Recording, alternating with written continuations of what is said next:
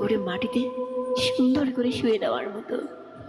অন্তত দুনিয়ার বুকে আমার নিথর মরা দেহ তো সবার সামনে লগ্ন না হয়, উলঙ্গ না হয়।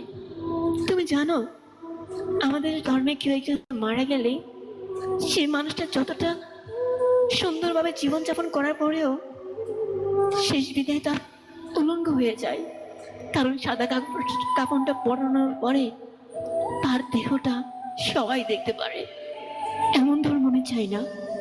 আমি চাই সুন্দর শান্তির ধর্ম ইসলাম। তুমি রাতুলকে আমি আমার সারা জীবনের সঙ্গিনী করে ফেললে আমি আমার জীবনের শ্রেষ্ঠ দুটো উপহার পাবো। এক হচ্ছে আমার প্রিয় মানুষটাকে আপন করে পাওয়ার, দুই সত্য শান্তির ধর্ম ইসলামকে কবুল করার সুযোগ।